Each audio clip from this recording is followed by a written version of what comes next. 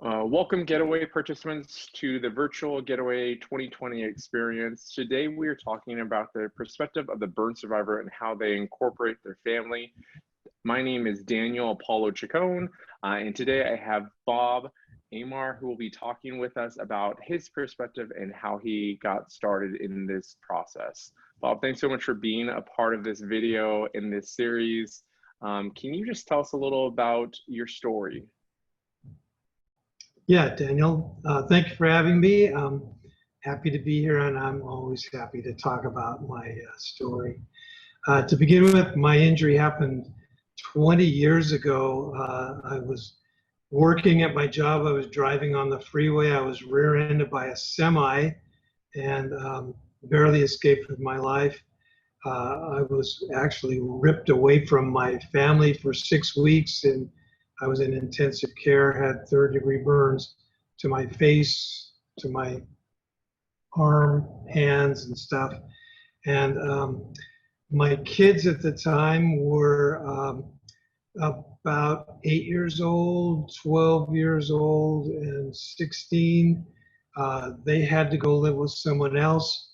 My wife came to the hospital every day while I was in a coma for 3 weeks.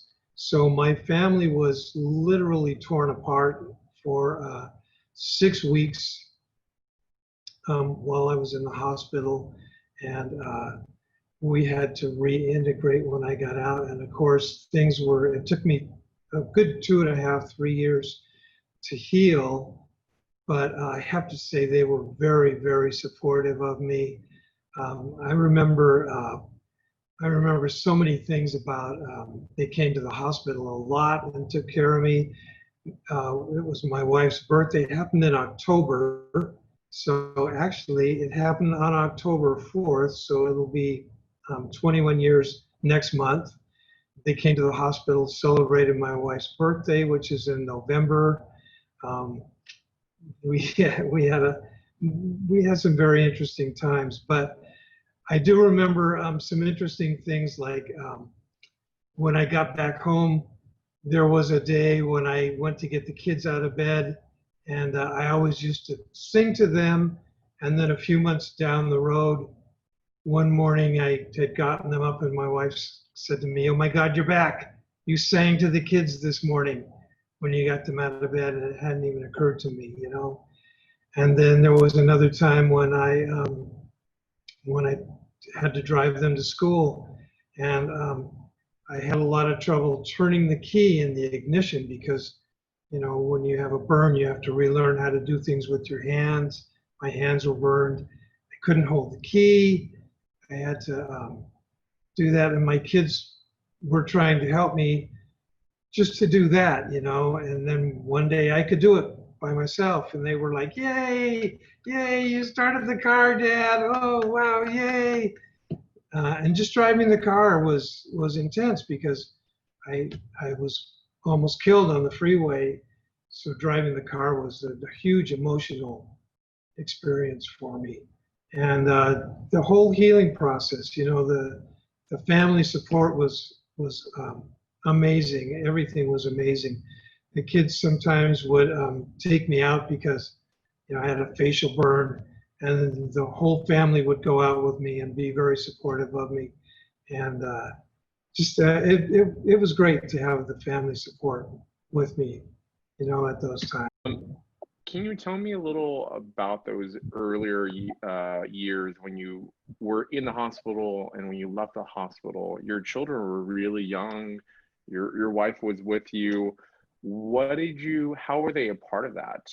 Did you communicate with your kids on what was going on with you and share with them your journey early on, or did you wait until you got discharged? They came up a few times, and there were some good moments. I think at first they were pretty terrified, and I remember my wife being. When I got out of the coma, I was in a coma for 3 weeks, in an induced coma on a ventilator. A horrible time, and the ventilator thing scares me still, and it's a trigger for me. But when they took me off the ventilator, I remember a watershed moment. The occupational therapist was working on my hand and my arms, and my wife standing next to me, and my OT was so smart, and she pretended that she got paged. She had to go out of the room, and she handed my wife the bottle of lotion, and she said, "Hey, put some lotion on that arm and that hand for me," because my wife was scared to touch me. And except that she would come in and she would massage my feet every day, even when I was in a coma. That little bit of human touch was just phenomenal for me. But she was scared to touch my grafts, and my hand, she told me later, looked like a hunk of pastrami on the end of my arm, with that ugly graft on there. And yeah, the OT made her touch me that day. And from that day forward, my wife was so involved, and she would come in and pick eschar off my ears and change my dressings for me, and just do all kinds of really wonderful things. She got so involved, and she would. I remember she would then, from then on, she would lotion my grafts for me because I couldn't do it. My hands were a mess, Another thing I remember, the nurses would come in. My right hand was bandaged up and real bad, hardly usable at all. But I had an IV in my left arm, and when they would come in to give me morphine, they would just screw it in, and they would say, "You want your medicine? You gotta push." And they would leave it in there, and I would have to use my right hand to push my own morphine.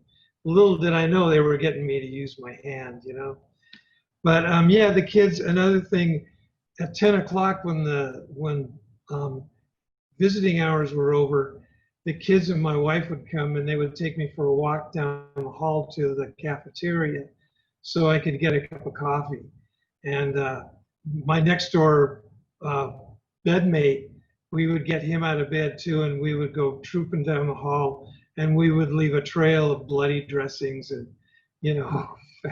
it would be like right at Halloween time, we'd be marching down the hall, all bandaged up and stuff.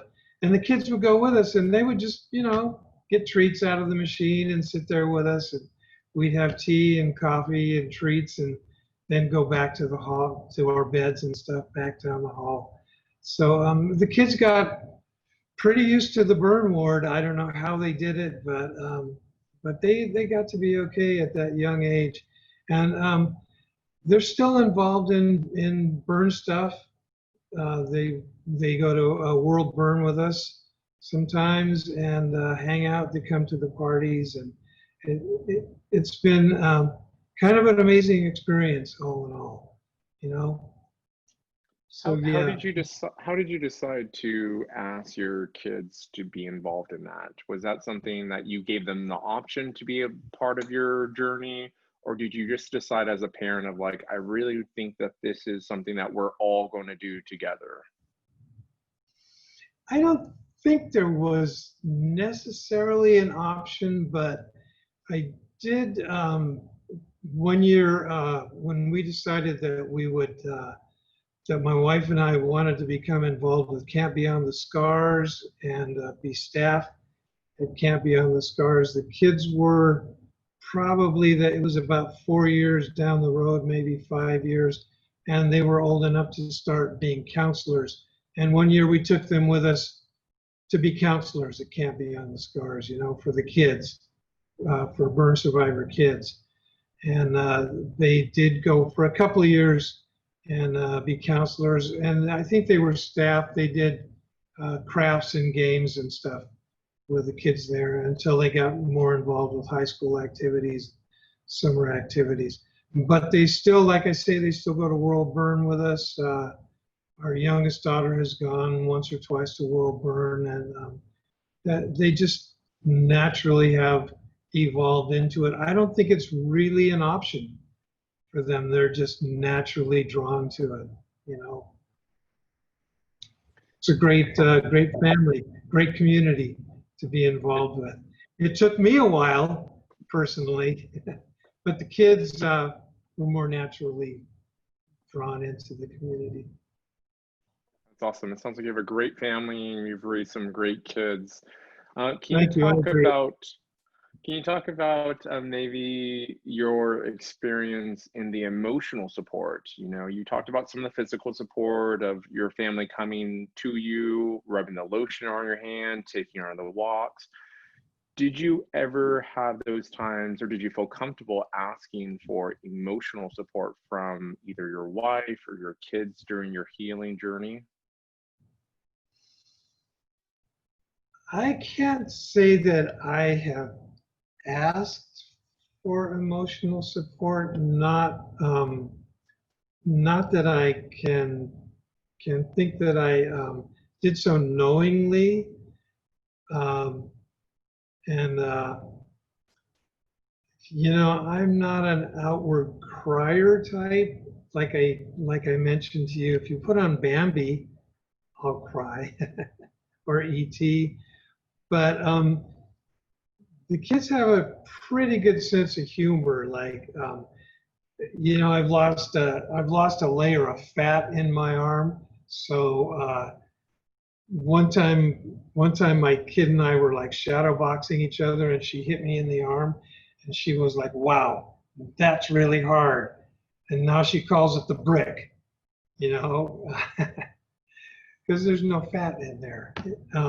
So we've had a really good sense of humor about it.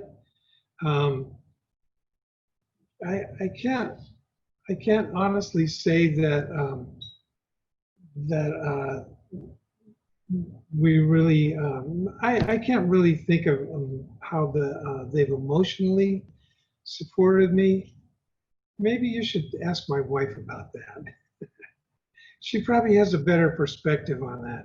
But they've been very knowingly, very loving about everything about it. And I have to say that we reintegrated when I got out of the hospital, and were never ever shy about being out in public with me. Or there was one thing my wife did make a really funny shirt for me. When we're done, I'll go dig it out and show it to you. It was a shirt that she got a little pissed off about people looking at me. So she made me a shirt that said, "I got burned. What's your excuse?" I wore it to World Burn one year. I think we should make copies and sell them. That's awesome. Um, Many survivors in their journey may have family or may not have family. And really, this year for the Getaway, we're really trying to expand the concept of what family is and the importance of family, and that in someone's journey, how much the family makes a difference. And just hearing your stories, it definitely seems like your family has made an impact positively in terms of you being at the place you are now and able to give back. In your own words, what would you tell other survivors about how they should incorporate the family? Either asking for help, or asking and saying you don't need help, or how communicating, like what would be some tips for new burn survivors and how they should reach out to their family members and ask for support? Well, I would say, first of all, you know, uh, there's certain things that are really frustrating when you're a new burn survivor. Like just trying to put your shirt on is pretty brutal. If you're a upper body burn, everything's super sensitive and stuff. Uh, so so it's to have someone help you is awesome, and you want to be really nice about it. But it's really gratifying to be able to do it on your own. You know, it's hard to. It sometimes it's hard to say thank you. Sometimes it's hard to say no thank you. You know, it's hard to ask. It's hard to not ask. All those things are very difficult. Um, I can't, it's really hard to put into words like how you go to somebody and ask them to help you wash up. I remember it was so difficult to eat, because I couldn't make a fist.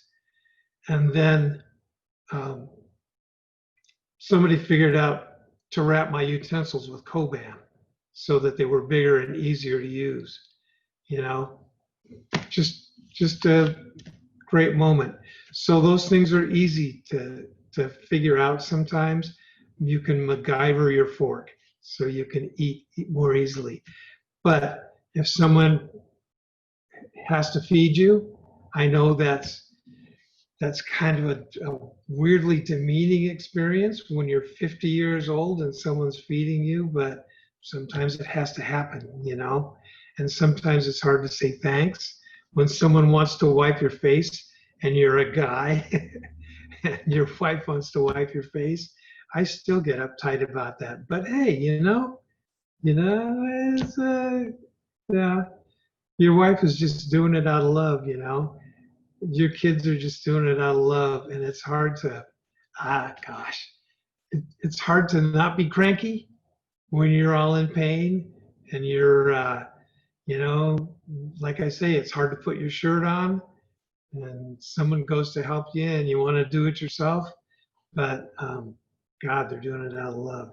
And the other thing I want to say is, you know it took me a long time to really become a burn survivor. I always say that, I got burned in 1999, and it took me until probably 2008 to become a burn survivor.